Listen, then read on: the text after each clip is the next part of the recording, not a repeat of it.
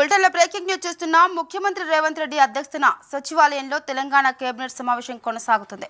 మధ్యాహ్నం 3 గంటలకు మొదలైన ఈ భేటీలో రాష్ట్రంలోని తాజా పరిణామాలతో పాటు పలు కీలక అంశాలపై మంత్రివర్గం హాట్గా డిస్కషన్ కొనసాగిస్తుంది.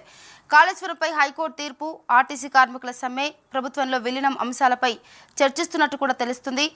ఎంపీటీసీ, జడ్పీటీసీ ఎన్నికలు, ఇందిరమ్మ కుటుంబ బీమా పథకం అమలుతో పాటు నీటిపారుదల ప్రాజెక్టుల అంశాలు, గవర్నర్ కోట, ఎమ్మెల్సీలపై చర్చిస్తున్నట్టు కూడా తెలుస్తుంది.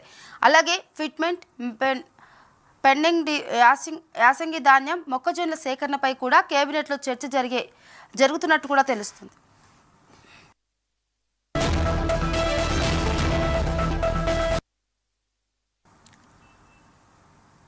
కాళేశ్వరం ఎత్తిపోతల పథకంపై గతంలో వెలువడిన తీర్పులను సవాల్ చేస్తూ సుప్రీంకోర్టులో స్పెషల్ లీవ్ పిటిషన్ దాఖలు చేయాలని తెలంగాణ ప్రభుత్వం నిర్ణయించింది. ముఖ్యమంత్రి అధ్యక్షతన జరిగిన రాష్ట్ర మంత్రివర్గ సమావేశంలో ఈ మేరకు కీలక తీర్మానం చేశారు.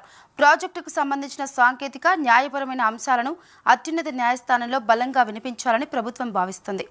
రాష్ట్ర రాజకీయాల్లో సంచలనం రేపిన కాళేశ్వరం ప్రాజెక్టు కేసు వ్యవహారంలో అయితే ఇటీవలే హైకోర్టు ఊహించని తీర్పునిచ్చింది.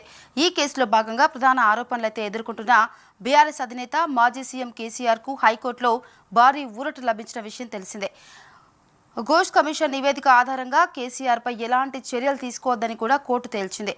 అలాగే ఆయనతో పాటు ఆరోపణలు ఎదుర్కొంటున్న మాజీ మంత్రి హరీష్ రావు, ఐఏఎస్ అధికారిని స్మితా సబర్వాల్, ఎస్కే జోషిలకు కూడా ఈ కేసులో ఊరట లభించింది.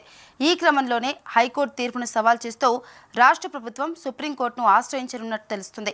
అలాగే ప్రాజెక్టు డిజైనింగ్ కూడా ఖర్చు, అలాగే పర్యావరణ అనుమతుల విషయంలో కూడా ఎదురవుతున్న చిక్కులు తొలగిపోవడమే లక్ష్యంగా పిటిషన్లో వేయనున్నారు.